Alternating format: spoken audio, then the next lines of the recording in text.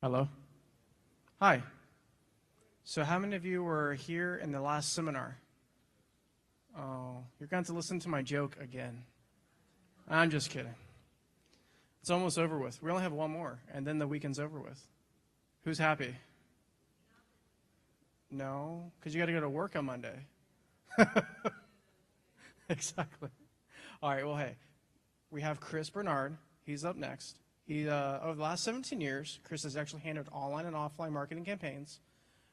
His resume is huge, so I'm just going to name a few of them. HSN, GM, Caterpillar, GM, Whirlpool, Sears, Motorola, Michelin. I did say it was a small list, okay? It's huge. He's also an officer of Doc 29. Please welcome Chris. Thank you very much. You guys, can you hear me okay? All right. Well, I appreciate the time very, very much. My name is Chris Bernard. We are going to talk about local SEO strategy and critical tactics. Just to give you kind of a little bit of background on me, I mean, in terms of that, my wife and I grew up north, had the privilege of working for many, many really cool advertising agencies, Starcom, MediaVest Group, Leo Burnett, Publicis, for clients like General Motors and Sherwin-Williams and KitchenAid and Caterpillar, great clients like that. So I found out a couple years ago that small and medium-sized businesses needed that kind of power and horsepower and help, but we could do that for that small and medium-sized business. And the cool part is, since small and medium-sized businesses' decision-making channels are a lot faster, we could pivot, right, make adjustments and things like that that a large company just simply couldn't do. So that being said, I spent a lot of time going to conferences and listening and learning, much like you guys.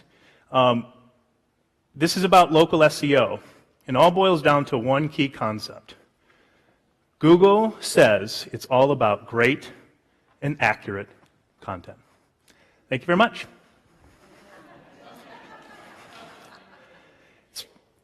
Is it not true, though, right? Is it not true?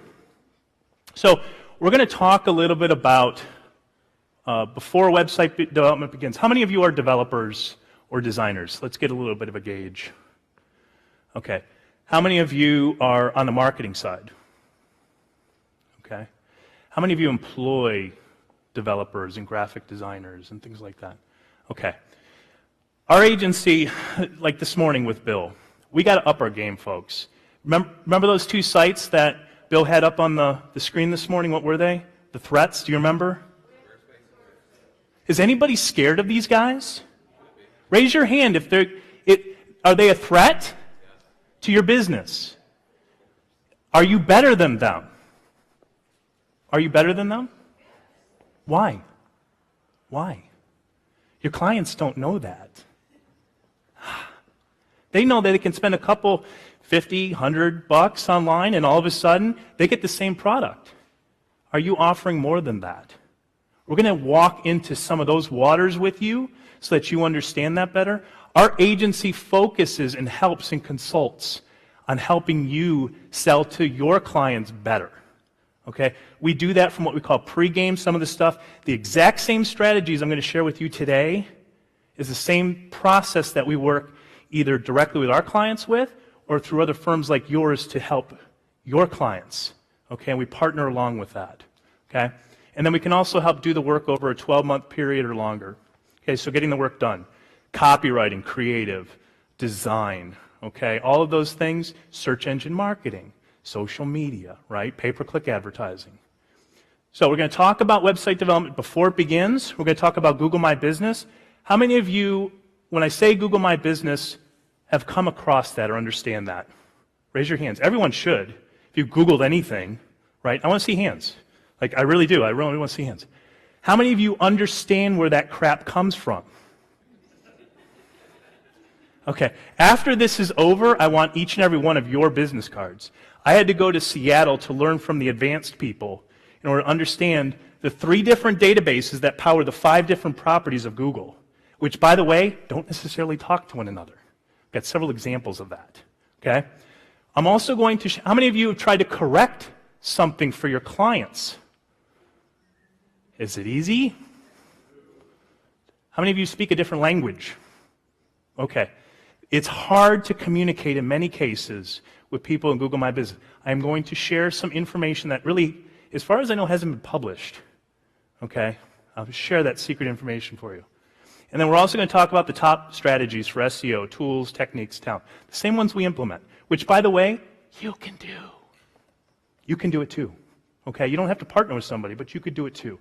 This is going to up our game, right, in terms of our service level in businesses. How many are on board? Okay, cool. All right. We did this 7 different steps. We call this pregame. You can call it whatever you want. Okay? This is really getting to know your client and how to position them, to give them something tangible that they can take away. Okay? So, client profile, interview. We basically sit down with the executives of the firm, okay, all the drivers, and we say, things like what, when, where, why, and how of your business. From your perspective, where's it going? Right? Where do you want to be when you grow up? What keeps you up at night? Those questions. Okay? We have a download, this link at the bottom. You can go ahead and fill out that form and just check the things that you're interested in. There's a lot of resources I can email you. Okay? I just want to know. Okay? But once you've interviewed all the executives and know what they care about, there's another step. What the customers of them care about. Okay? How many of you are familiar with the Google AdWords Keyword Planner? Raise hands. Okay. If I told you that thing is about 200 to 300% off, okay? Here's a little secret. Google's in the business of making money. Big money. Okay? Their tool is designed to do that. Give you an example. When we do a keyword insight, we use that tool to only build out additional keywords. You know what we do?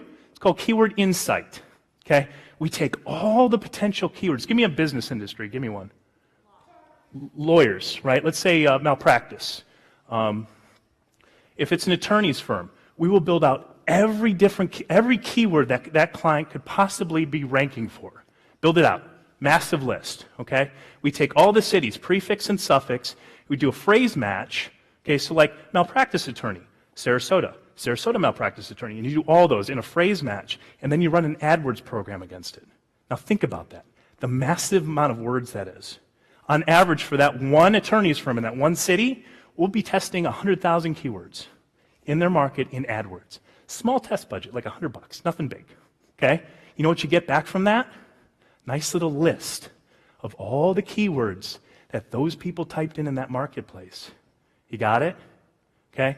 So we get a nice little list. Yes, this one, no, not this one, not this one.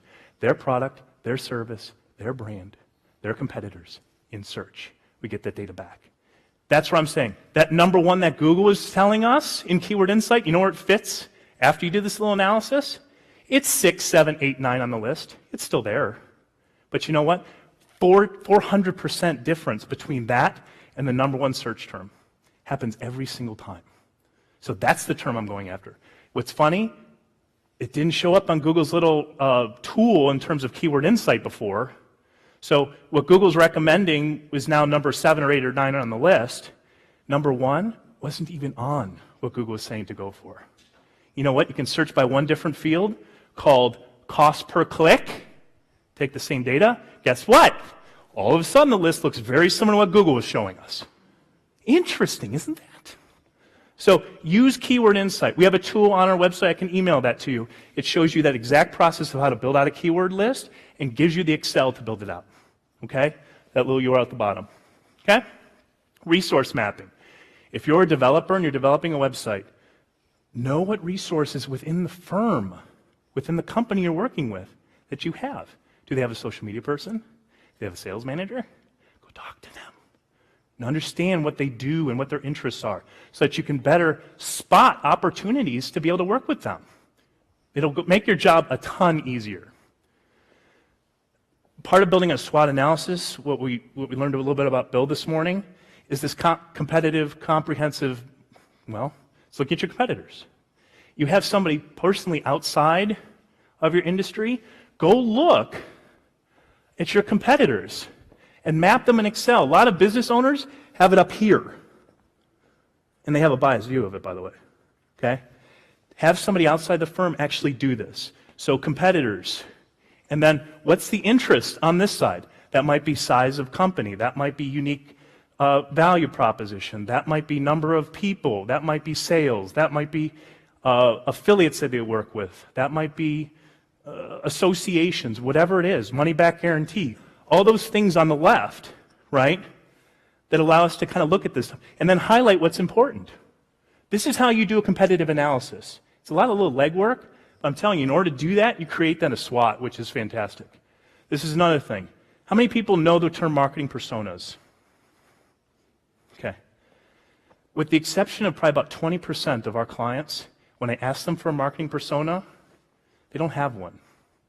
This is a missed opportunity too. Once you've done a lot of that research, you can then start crafting. I like this one because it talks about this woman's day, and it looks some of the media channels and what it looks like. It can have hurdles, what her day looks like. It can have, what kind of car she drives. Basically, we can have 1, 2, 3, 4, 5 different marketing personas. But you know what? Everybody involved in the channel of sales has that. So when the phone rings on your front staff, she's looking at this and says, oh, I think that's Vicky, even though it's not Vicky. That's Vicky. I know what she cares about. I'm already starting the sales process, right? I'm working through it. That's really cool to know. Get a marketing persona. This is your SWOT, strengths, weaknesses, opportunities, and threats. Once you've done all that homework, you can then clearly see where your organization fits, or your customer, their organization fits. Finally, a positioning statement and content strategy. Guys, it's all about content. I have to tell you, it is. If you're not generating awesome content, right, Raymar? Screw it. Go home. Some lady over here asked, I think it was in your speech, asked yesterday about, well, I do this kind of boring product. What story can I craft? Look, once you've done that, you've got an opportunity now. But without doing this stuff, I don't know if you have a snowball's chance of coming up with the right story. You don't even know who you're talking to. You don't even know what they care about. You don't even know how to position yourself. So once you do that stuff, you can then start putting tactics in place. These are the 7 things, and we call these pregame, but you can do this and implement this if you're a website designer. And if you can't do it, find somebody to help you with it. Okay? Because otherwise, Squarespace is going to eat your lunch. Whether you like it or not, whether you think you're awesome or not. The perception from their standpoint is I can get a website for this much money. Unless you start building that practice, building that business for them, they don't understand you're a commodity, right? Okay. So Google says it's all about great, accurate content. Okay, so we need to help them. Now you're ready to start your website, right? Wait a second, we missed something. For the love of God, people, check your analytics. Seriously, 9 out of 10 times. Company will launch a new website. What would the website analytics say? We didn't look at it. In fact, I think we have Google Analytics installed on it. What? If you're a store owner of a dry cleaner, for example, you know what's on you know what people are interested in. If it's a store that sells a lot of product, you know what they picked up. You know what they looked at. You know where they came in from. Good Lord, your analytics share that. So don't ever build a website without looking at the analytics. And dig, if you can't, find it. Okay? So resource alert, kind of same thing. Client profile that's available for download, keyword insight, URL there. Google My Business done right. Oh, did you need that? I'll respond to the info. Don't worry, that's going to come up several times. It's the same URL. You just click the boxes. I try to make it easy. Okay. Google My Business done right. I had to go to Seattle. Literally, I'm in this space all the time, and I probably only understood about 60% of this stuff. 60%. And I do this every day. Okay? Where to start? Find all the Google My Business listings. By the way, if you're a developer, this might be a great add-on for your business, by the way. Because Google's changing this stuff all the time. If you do this on a quarterly audit for a client, and the download is, I'll give you the download too for this. The way to do it is simple Excel download. But to track it and do an audit, because Google's changing this stuff. I'll give you an example here in just a minute. Okay? Google My Business listings. Find out where they're at. But it's not just one place. It's a bunch of different places. Where did Google get it? Axiom, which has been around for a while. They used Super Pages and Verizon at one point. Express Update. By the way, they're also using the GPS of your phone, too, to update some of these listings. So that's something important as well. Google users through Maps and MapMaker. Who knew about MapMaker? Who's used? How many of you know about Google My Business? Raise your hand. I want to see all the hands. How many of you known about MapMaker? Just curious. Yeah, much smaller. Okay. Two separate areas. And Google Maps, separate area. Business owners, marketing companies via Google My Business. Here's kind of a little demystification of this whole thing. So you got non-verified listing owner, hasn't claimed it, and you got verified by owner via Google My Business. These are the individual properties that Google can show. Some of these will show up on the search engines. Some are in their own special areas. It varies by desktop versus tablet versus mobile. That's why you need to do an audit. I can't make it any more simple than that. Obviously, with non-verified listings, they haven't claimed. There's no maps, no physical address, because there isn't one. Although Google, I'm sure, is trying to figure that out. Probably not very well. So make it easy for them. Help them. Okay, so this is where it gets a little tedious, okay? But bear with me. If you start nodding off, just get the presentation. The steps are here. I started to lose it when I was listening to Joy in Seattle tell us the same thing. About 4, I started to get a little... So...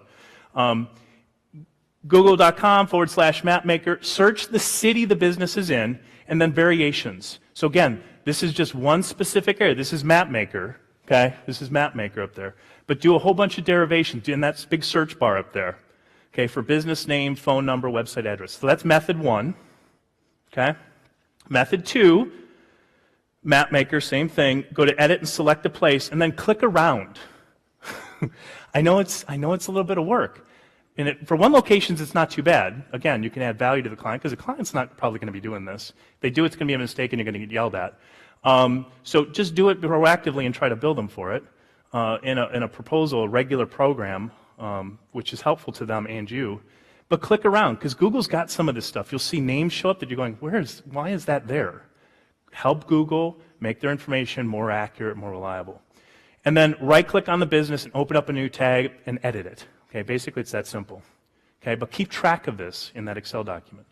Search, same thing. Maps.google.com. Search the city and the business name. Right in that top bar, you're going to see a whole bunch of stuff drop down in that little area. You'll be amazed at what drops down in that. Okay? You'll see it there. Google search. If you don't know what Google search is.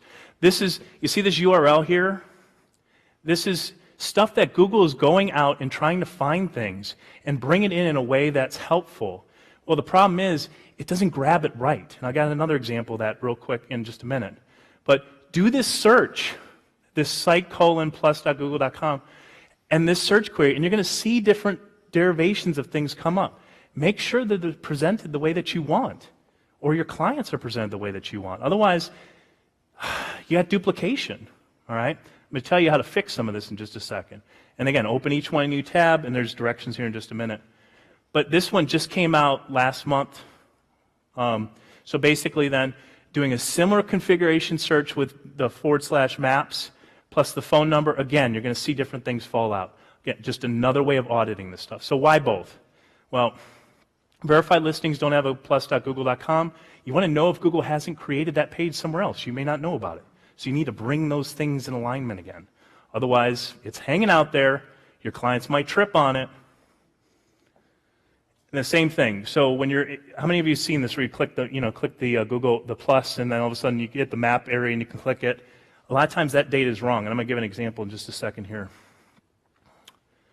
This is part of that Excel worksheet up top. But basically, if you do this right, once you've done a development project for a client, they want to probably show up, even if you're not doing directly SEO, you can help them with this audit because Google's constantly changing this portion of it.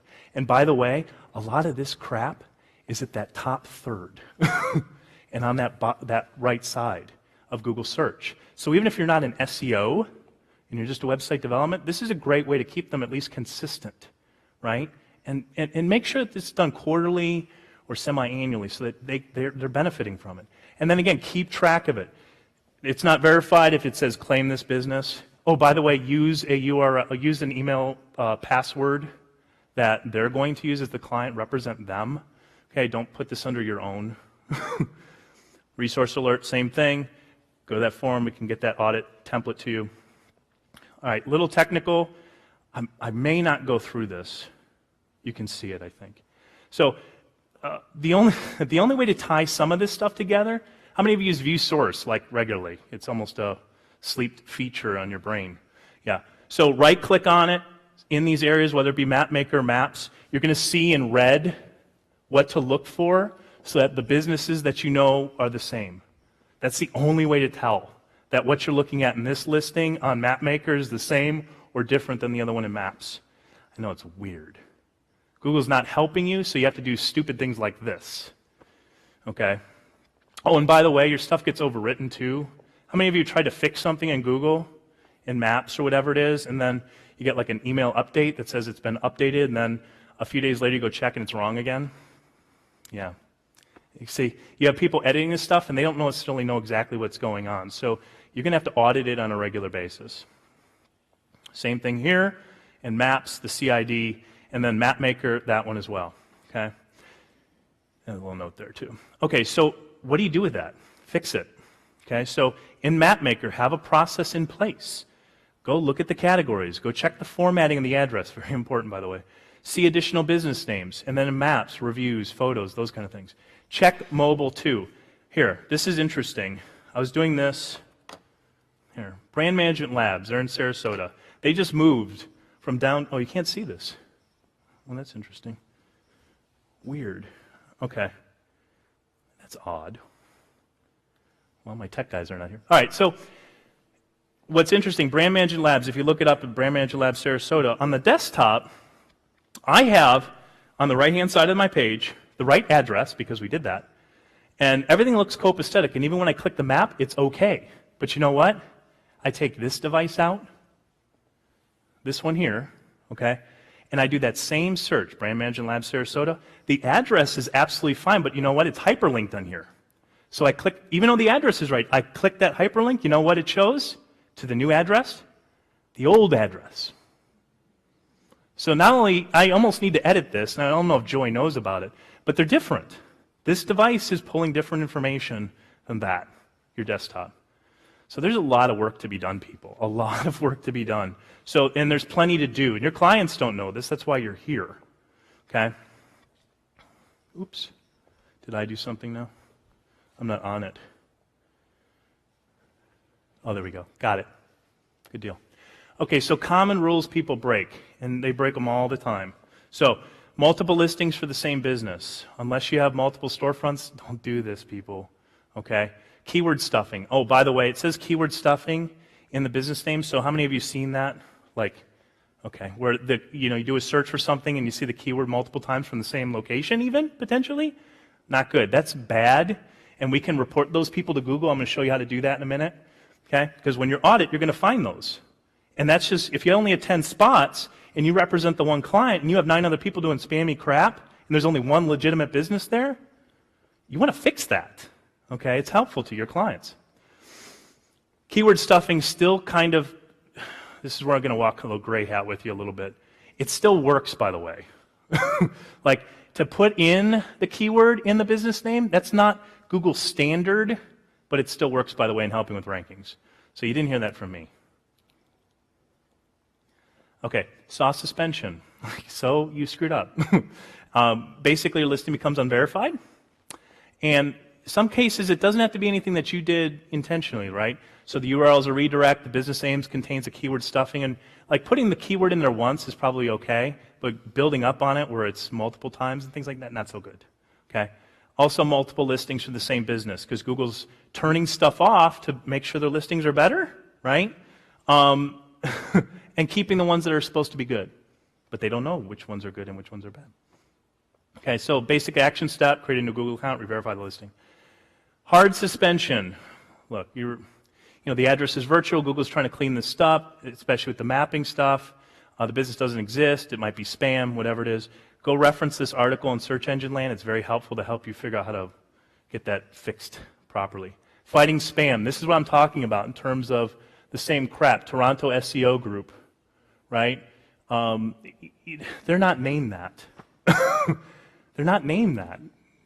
So that's a problem. Google doesn't want that there. So if that's the area that you're reporting and that's the stuff you're seeing, go report them to Google. It will help you in your ranking efforts. Investigating. So what do you do? Let's say you saw this just a second ago. What do you do? How do you approach this, right? Look, it's listed, go, does it match the website, right? Check the Street View. How many of you use Street View, right? Where you see it and go, oh, I need to know where I'm going, and I need to know, I think that's at the intersection of whatever and whatever, right? Pull it up on Google Maps. Do a screenshot. There you go. The sign says something completely different from what they actually are. Search the address on Google, see who else is using it. Call the phone number. By the way, when they do call, note how they answer the phone, but also call from a Gmail account or something of that nature, or use voice or whatever, so that they don't know who called, because then they have your number, and that's no good. So try to be a little bit helpful.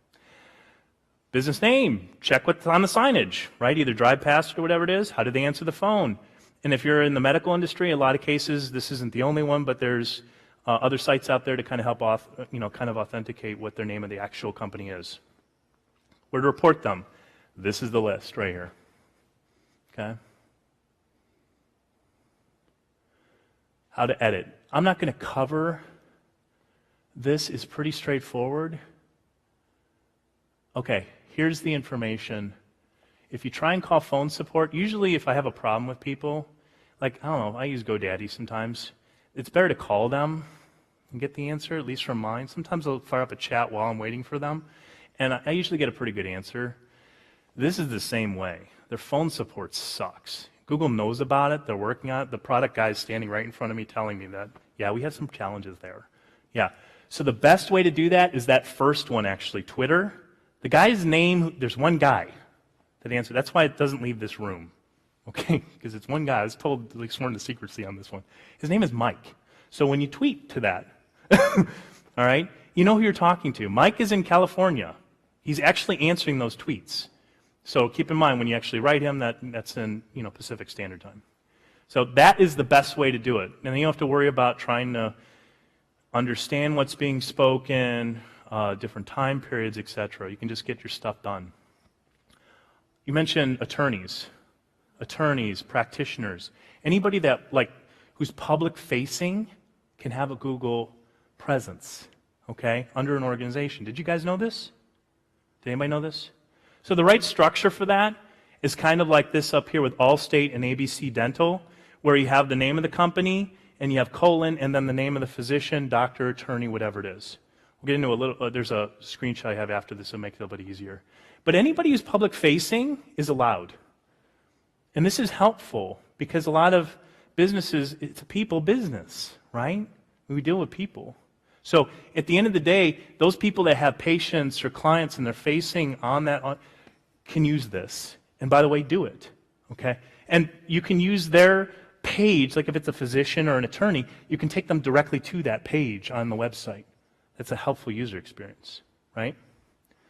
If the professional works out of more than one office, they can have one listing per location. Why? Google's trying to help them get to where they need to go. Find out which listing is currently ranking the highest. We use the same thing for search, whether it's a www or the no www. Same exact thing. Find which one's ranking better, and then go use that one. Try to keep the categories from overlapping, so if they do different practice groups, like attorneys will do different practice groups, even if they do multiple, try to be helpful and be more accurate. So again, helping Google find what they're looking for. What categories overlap? Minimize the profile that's lowest. This is a great example, really simple example of what those things should look like. Okay. Same thing here. Again, I'm always going to use Twitter support for this stuff. The moved feature, you can't, that's why in many cases, if anybody's ever submitted to Google My Business, and some things, even if it appears fixed and it's not, just reach out to Google. Sometimes they can fix it almost immediately. They want accurate information, so let them be helpful to us, okay? That's my real stick on this one here. Listing doesn't show up anywhere permanently. Okay, that's helpful.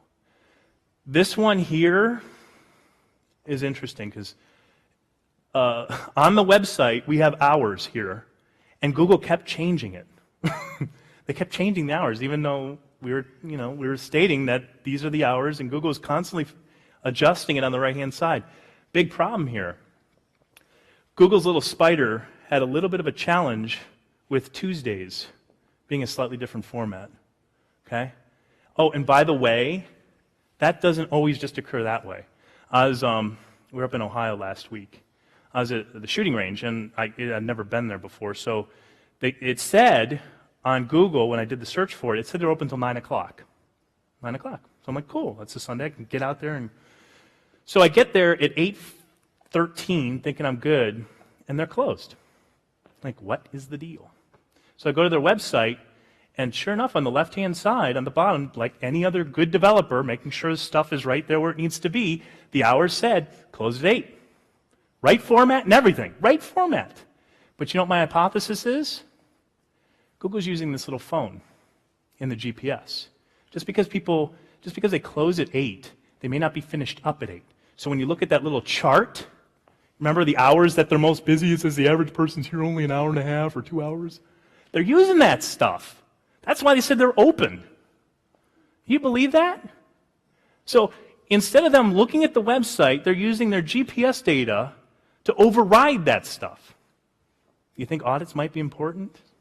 Hours of operation? Yeah.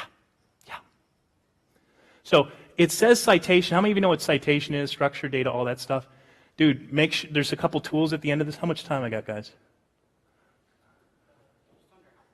Okay, cool. Good. I'm moving quick. All right, so citation. Make sure that you're giving Google the data they need. And I have a couple plugins that I'm going to recommend to you here in just a minute. Also, to read more about that a little bit, you can also see this site as well. Joy, who's very, very knowledgeable, and this has written that article. That's fantastic. Google says it's all about...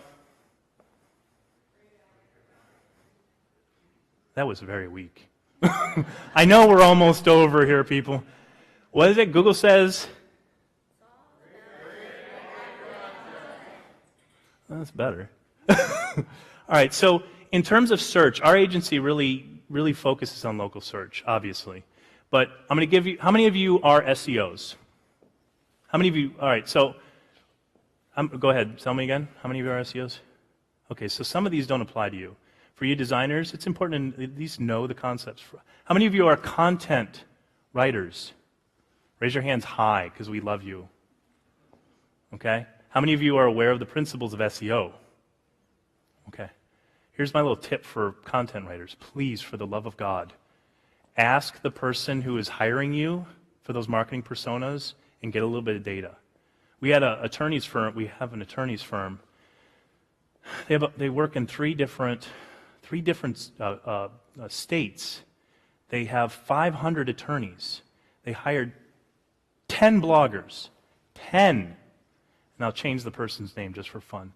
Melissa, who's their marketing manager, I asked her, I said, this is fantastic. You guys have 10 bloggers. We have this great arsenal of tools. Those resources again, the internal resources. I said, so can you share with me the marketing personas? She goes, what? I said, the picture of the people and who you're trying to target and stuff. We don't have that. I'm like, 10 bloggers. Not one of them asked for that. How do you know who you're writing to? Put a disciplined process in place. And here's an idea, then charge for it, because there's value there. That's what Bill was talking about this morning. Raising the bar, right? We can all do this. We can all improve the performance of what we do. All right, so know the keywords. We kind of talked about that. Implement URL rewrites. How many of you know what URL rewrites are? If you don't know, it's at the top, that www.whatever.com. In some cases it says CID equals whatever.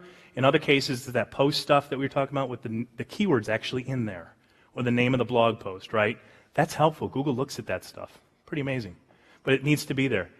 H1 header tags, just like when you read an article, right? Do you remember this? Scanning the page? What are some of the things that pop out at you when you scan a page?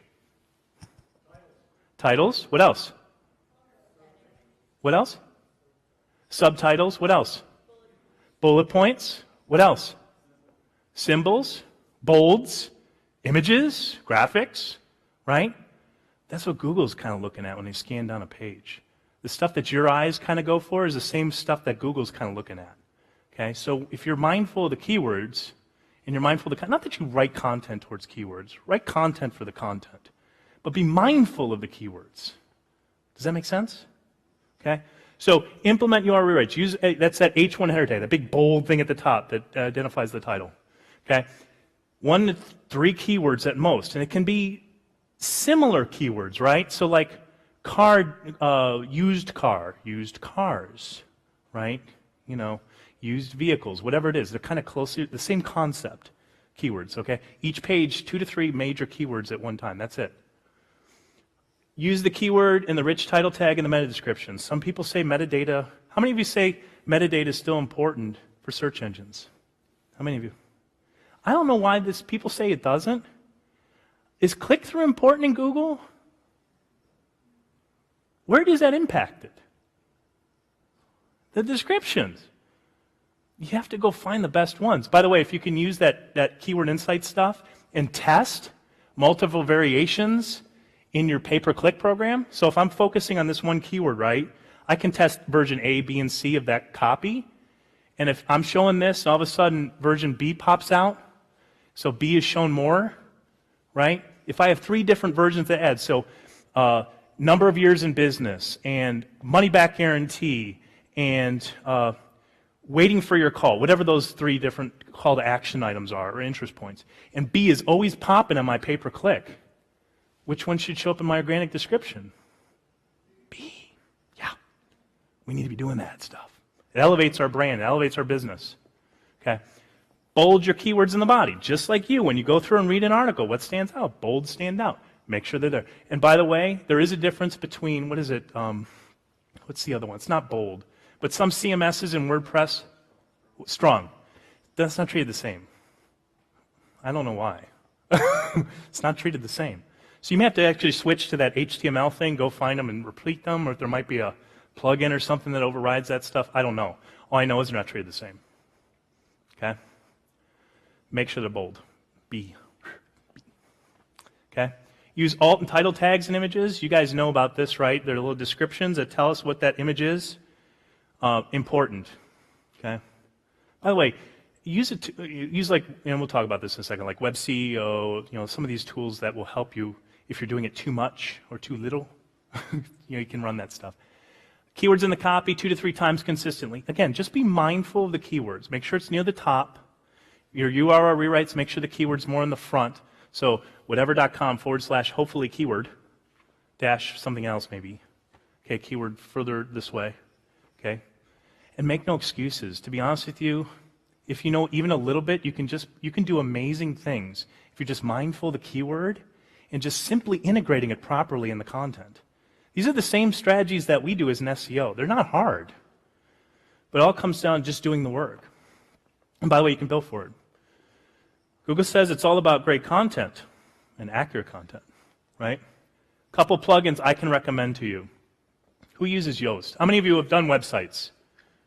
Okay, keep your hands up, real high. How many of you have done a website? Okay, how many of you, keep your hands up. How many of you used Yoast? Okay, only a few hands dropped. Yoast is a great tool. By the way, Yoast Local, have any of you used Yoast Local? What'd you think? Yeah, good. I mean, I'm going to strongly recommend. Yoast Local actually works. We've done, different tests with local businesses. And one we implemented, and the other one we didn't touch it. And sure enough, Yoast Local works. The paid version, I think you can buy one for like $29, and you can buy 5 licenses for like $100 or something like that. Do it. It really does work, by the way, if it's like one location. Now, another tool that we used, and I haven't tried it with the multiple, but another tool that we use is the structuring markup. There's so many different derivations of these plugins. I wanted to make sure I gave you the specific URL to the plugin. But this one here is for radius. So some of our clients have a larger radius that can be set. I just found that this one works better, the second one, this WP structuring dash markup one. Just a helpful tip. And again, if you go to that, just check the box, whichever one you want, or all of them, it doesn't matter to me. You can get this stuff too. Other tools. Google Analytics. Who does not know about Google Analytics? Okay, how many of you know about Google Analytics? Yeah, use it. How many of you, let's see, how many of you design a website? How many of you again? Okay, so Google Analytics, who's designed a website and has Google Analytics installed on it? How important is it to your clients? If it is, keep your hand up. If it isn't, put it down. Okay, it needs to be critically important. The decision makers need to know how their website's performing. If they don't have that, you can just forget about adding value. You talked about doubling the price or whatever it is. If we can't show value, we're screwed. I mean, literally, that's a big problem. So how we do that is do some of the simple things we're talking about today and building the brand and building the business, developing content and things like that, but we need a performance metric of some kind. That's something they can kind of understand. It's our job. Google Tag Manager, how many of you use that? It's pretty cool, isn't it? You do a lot of really awesome stuff with it. It's kind of like you can set triggers and things like that. You can monetize a whole bunch of stuff. If you are currently using Google Analytics and you want to track more stuff, or you've found holes in what you're able to see and what you're not see, go check out Google Tag Manager. It's fantastic. Okay? Google Website Master Tools. Make sure you have a login for it. You look at it regularly. Tools we use for optimization: Raven, Moz. Okay, so search engine optimization. Make sure that you're looking at this stuff. They're somewhat interchangeable. In my opinion, you may have a different opinion than I do with that. We use two different tools for website rankings: Web CEO, or all website rank. It's AWR, whatever it is. What is it? Does anybody know what AWR is? All website rankings or something of that nature. But it does a great job of tracking your keyword rankings: ups, downs, ads, no ads. Wonderful way to kind of say, we're focusing on this keyword, here's where we're at, and now we're here. That's something very important to tell. And then Screaming Frog. How many of you use Screaming Frog? Okay, that's a little bit more advanced, but it's a great tool. But for website development, by the way, how many of you are website developers? Okay, if a site is, how do you know how many pages are on a website? How many? Sitemap? Okay. So you can use, what if they don't have a sitemap? What if they don't have a sitemap? Right. So Screaming Frog, even something as simple as that, when we're doing a website proposal, Screaming Frog will give you, and it'll show you a whole bunch of different ways. By the way, if it's under 500 pages, it's free. Over 500 pages, by the way, it's worth paying that, because then you can see, if you have a larger client, it'll tell you how many pages there. You can actually get a whole bunch of really cool data on their titles and how the site's structured. You know, even previous legacy versions of the site you don't actually see, like, you know, they're on a WordPress website, but you're going, holy crap, they have a Joomla stuff in here. You're like, images are massive. You know, I mean, these kind of things. So that's also a great, great resource for you too, by the way. I'm sorry? Oh. Okay. So good stuff there. And then the presentation is available here. Again, same URL. Google says it's all about... Fantastic. That's my contact information. Feel free to reach out. Look, I think everyone's here. We all have a collaborative spirit. Like, if you have questions, if this crap doesn't make any sense to you, I am here for you, not just for today, but seriously, it scares me. I'm not scared like Bill Gates. Bill Gates apparently lost sleep. Like, he would just not sleep when he thought his business was threatened. Okay? It would keep him up for days. I'm not that extreme, but when I see Squarespace come and I see Wix, and how many of us say, well, I can buy the website for $100 a month. Going, yeah, but you're missing. You're missing. One, do you have the time to do it? But two, look, you need to know who you're talking to. You need to design around that stuff. That's not a Wix answer. That's not a Squarespace answer. So if you want to compete in that, that's fine, but get ready to have lower margins, right? I think all of us are here today because we want to add value to our clients. Is that right? All of us want to do a better job of that, okay? So we can all up our game. There's a whole bunch of things that hopefully you've learned, and I've learned this weekend from other people who've contributed to this discussion as well. We can make our industry better, but we can also make our clients love us more, to where they get totally addicted to what we do for them. We'll be partners with them. And then it doesn't matter the competitor. Like, they'll get the call from them and it won't matter. So I'd be privileged to be able to walk that walk with you. And again, if you have questions about anything that you see here or anything in the future, you let me know. Reach out. LinkedIn is probably a great resource. Email is always available too. But again, the URL will get you where you need to go as well. So thank you for your time, guys. Really appreciate it.